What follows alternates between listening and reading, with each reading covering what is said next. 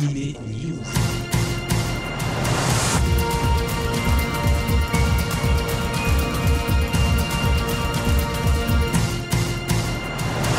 Salut à tous, c'est Alex au micro de Générique Kids, comme chaque semaine pour Animé News, votre rendez-vous avec le manga et l'animation japonaise. Alors il y a eu une petite pause la semaine dernière puisque je revenais de la Japan Touch à Lyon et bien, c'est reparti tout de suite avec un Animé News à quatre mains puisque depuis quelques temps c'est en partenariat avec Manganime et je remercie très chaleureusement Alex de m'avoir aidé à préparer ce numéro. Alors au menu des chroniques sorties de chez Kiun, de chez Akata, de chez Nobi et de chez Kurokawa. Et puis beaucoup de news, manga, animé, simulcast, DVD.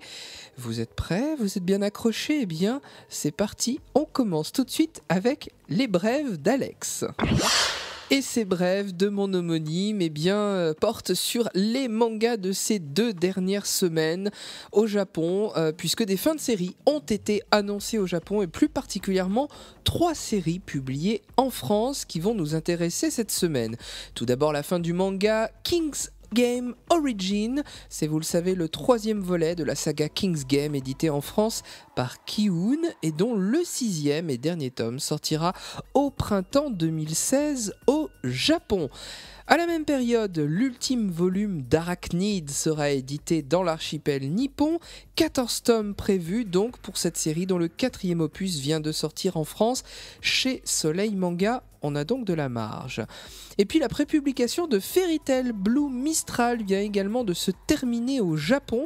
C'était donc la semaine dernière. Et bien le 4e et dernier tome de ce spin-off de Fairy Tail sortira le 15 janvier au Japon et bien sûr un peu plus tard chez nous aux éditions Pika. Enfin, nous terminons avec la fin annoncée du titre Sakamoto, qui, je vous le rappelle, est là pour vous servir chez Komiku en France. Sakamoto, dont le dernier volume paraîtra en janvier au Pays du Soleil Levant et qui suivra donc chez nous, chez Komiku. Après les fins, les reprises, puisqu'après une longue absence, des séries vont enfin reprendre au Japon. C'est le cas notamment du manga Uragiri, en pause depuis 2 ans, et qui reprend donc le 24 décembre. Merci Papa Noël, à suivre donc très prochainement Uragiri chez Pika Édition. Second retour notable, ce sera celui de Silver Spoon, que nous savions proche de la fin, mais qui était en pause depuis 9 mois maintenant. Et bien une bonne nouvelle donc pour Kurokawa, qui publie la série en France, ainsi que pour les lecteurs fidèles d'Hiromu Arakawa. Le 12 novembre, chez Kiun est sorti le tome 2 de Last Hero Inuyashiki. Son auteur, Hiroya Oku, nous raconte la toute nouvelle vie de Ichiro Inuyashiki, un vieil homme japonais devenu un cyborg par magie, et ce en un éclair. Dans ce tome 2, il va apprivoiser un peu plus son pouvoir et sa force. Et d'ailleurs, une note toute particulière pour cette scène fabuleuse, son envol, qui va l'émerveiller. Alors si lui, vieil homme, Ichiro, veut aider son prochain avec ses nouveaux pouvoirs, ce n'est pas le cas d'un lycéen. Un lycéen qui a lui aussi été béni par ce don, mais qui va en faire un mauvais usage. C'est le pendant maléfique de Ichiro. Ce lycéen va tuer par plaisir et par jouissance. Last Hero Inuyashiki est un titre à découvrir de toute urgence, nous mettant face au plus beau comme au pire de l'être humain. Un choc de génération va se préparer pour ces 2 êtres radicalement opposés, tant par leur âge, leur histoire, que par leur psyché. Le graphisme du manga est tout bonnement superbe. La critique acerbe de nos sociétés modernes et irréfléchie est brutale. Le super-héros Keiichiro bouscule tous les codes que l'on connaissait jusqu'à présent. Notre Astro Boy est un vieillard et on l'aime.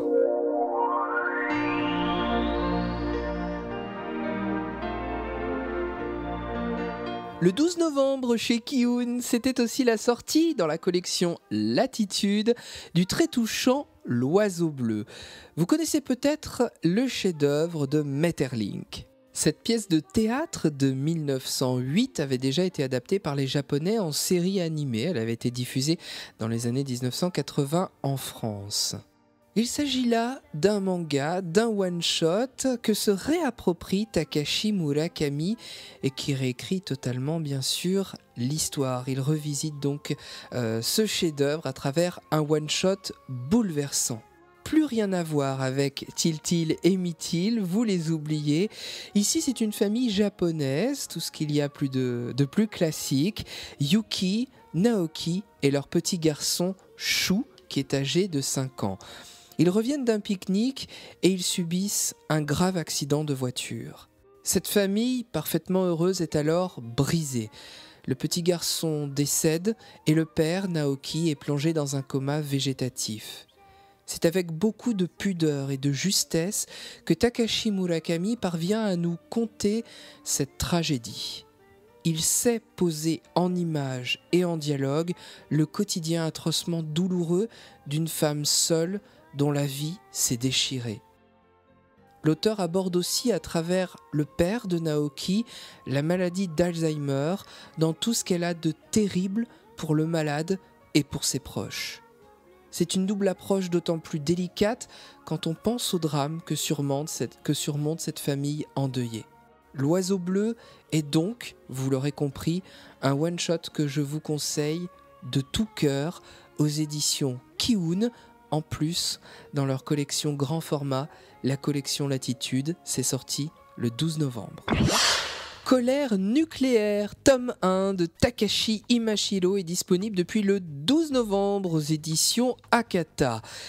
11 mars 2011, au Japon, une terrible catastrophe frappe l'archipel, séisme, tsunami et accident nucléaire majeur, une triple catastrophe dont tout le monde se souvient. Avec Colère nucléaire et son personnage Satoo, l'auteur engagé, qu'est Takashi Imashiro, fait fi des mensonges d'État en nourrissant son titre reportage d'une documentation très dense. La colère, la révolte croissent en Satoo, qui nous met devant une question évidente: que faire ? Le doute, la défiance, la confiance déchue, Colère nucléaire et son tome 1 expriment tout cela avec un graphisme simple et percutant. C'est un coup de poing idéologique à l'heure de la COP21, un manga engagé comme Akata les adore et comme on les dévore. Akata, le 12 novembre, c'était aussi le retour de Prisonnier Riku avec son tome 12. Après le sauvetage de Renoma et Riku d'une séance de torture, le tome 12 s'ouvre sur un match de foot entre la 26e et la 27e menuiserie. Très vite, l'envie de s'évader les rattrape, mais après s'être fait prendre, c'est bien plus compliqué de tenter de s'évader à nouveau. Ce tome 12 tourne également autour du prisonnier politique qu'est Ichiro et du danger qu'il représente pour Kido-jin. C'est toujours un excellent titre, Prisonnier Riku. Il est signé Shinobu Seguchi et c'est un titre que nous livre Akata. La collection Mes contes kawaii, on va changer de style, chez Nobinobi a été lancée à la fin de l'été. Elle se poursuit avec Alice au pays des merveilles qui est venue enrichir le catalogue. À l'occasion des 150 ans de l'œuvre de Lewis Carroll, c'est donc un troisième ouvrage inspiré ou adapté de ce roman à sortir chez Nobinobi. C'est donc ici, dans la collection Mes contes kawaii, superbe livre illustré à lire à vos enfants, co-signé par Michio Hayano et Shinobu Uemura, que vous redécouvrez le chat de Cheshire, l'océan de larmes, la reine de cœur, le tout au gré de couleurs très douces et de dessins absolument craquants, kawaii. Je vous rappelle que le titre In Wonderland et qu'une version manga d'Alice sont également sortis chez l'éditeur. Et pour finir, sur sa collection Mes contes kawaii, sachez que suivront dans quelques temps Blanche-Neige, la petite sirène ou encore Poussette.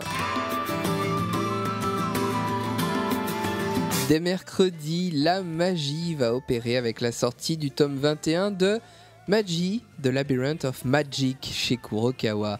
La sombre et féroce bataille de Magnostadt qui a marqué la fin de la saison 2 de l'anime est désormais terminé. C'est donc des aventures totalement inédites qui débutent désormais pour Aladdin, Ali Baba et Morgiane. Le calme semble quelque peu revenu, mais ce ne sera que de courte durée, car la tension entre les différentes autorités et la menace des forces obscures sont toujours très présentes. Retrouvez donc l'univers fantastique et énigmatique de Maji mercredi donc chez Kurokawa avec la sortie du tome 21. La minute simulcast, c'est avec ADN pour commencer. En janvier 2016 verra le début de Fairy Tail Zero, un spin-off dans lequel vous découvrirez la naissance de la guilde Fairy Tail. Et ADN en janvier, ce sera aussi la saison 2 d'Assassination Classroom en simulcast. Chez Wakanim à présent, c'est tout d'abord l'arc 2 de Gate qui déboulera en janvier. Pour rappel, le manga de Gate est prévu chez Ototo, mais il vient d'être repoussé au 24 mars. Alors, pour la prime, vous aurez droit aux 2 premiers tomes en simultané.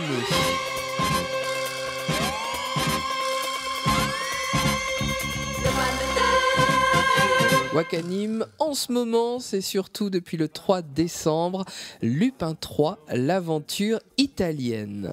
Lupin 3, c'est une série mythique au Japon. Il y a eu de nombreux téléfilms, des films, dont un d'ailleurs réalisé par Hayao Miyazaki. La toute première série est apparue sur les écrans japonais en 1971. À chaque nouvelle série, le personnage a une nouvelle couleur de veste. Il y a eu la veste rose, la veste rouge, qu'on connaît très bien, puisque chez nous, grâce à cette série, le héros s'est appelé Edgar, détective cambrioleur. Il y a eu la veste verte, c'était la toute première, et bien voici la nouvelle série avec une veste bleue. Cette série a d'ores et déjà démarré au Japon, on a un peu de retard, mais quand on aura rattrapé la diffusion japonaise, ce sera un vrai simulcast, donc pour Wakanim. N'hésitez pas à suivre d'ores et déjà, maintenant tout de suite, Lupin 3, le roi des cambrioleurs, Lupin 3, l'aventure italienne.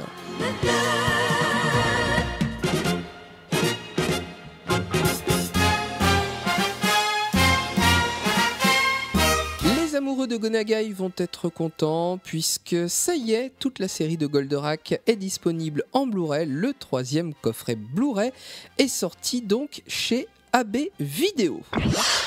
Dans la série annonce vidéo, c'est Kazé qui fait du Gonagai avec la nouvelle série d'un robot hyper connu, Mazinger. Shin Mazinger Édition Z The Impact est prévu donc chez Kazé en janvier 2016. On en reparle dans quelques semaines.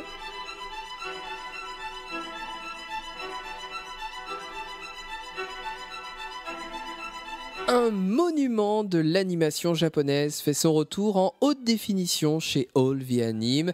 C'est Lady Oscar avec un magnifique coffret collector qui est sorti le 2 décembre, un coffret collector Blu-ray. Le format de ce coffret est imposant, 30 cm par 30, avec les 40 épisodes de la série, donc en haute définition, remasterisés, en version française, en version originale sous-titrée. On a même droit au 2e doublage d'un des derniers épisodes de la série, puisqu'il y avait eu quelques épisodes de redoublés. Et puis un portrait de l'auteur du manga, un portrait donc de Ryoko Ikeda, des biographies des personnages, un comparatif avec le manga, des croquis et pas mal d'autres choses encore.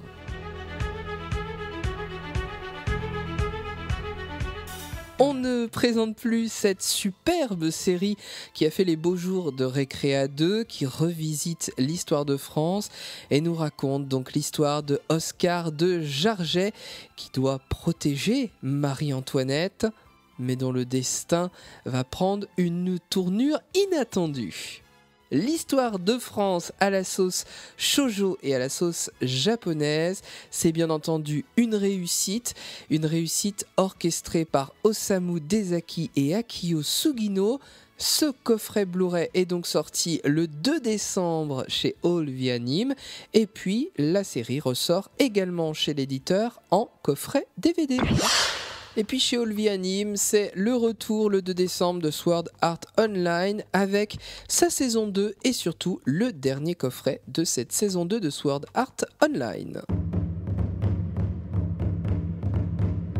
Et enfin, je termine ce 249e Anime News avec Kana Vidéo et la sortie de Naruto The Last. La paix est revenue au village de Konoha. Naruto est devenu la coqueluche des filles, aux grandes dames de Hinata qui ne parvient pas à lui déclarer sa flamme. Mais voilà que Hanabi du clan Hyuga est enlevé et que la lune menace de détruire la terre. Voici donc notre héros et ses amis en partance pour sauver le monde. Le Byakugan est au centre de cette épopée apocalyptique regorgeant d'attaques mais aussi de moments d'émotion. Les fans de notre ninja favori vont être ravis.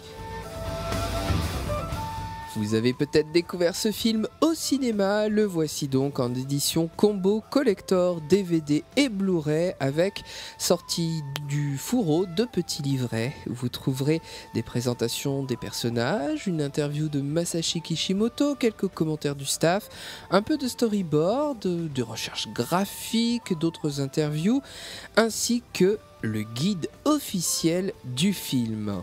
Sachez qu'une édition simple en DVD est également sortie le 2 décembre.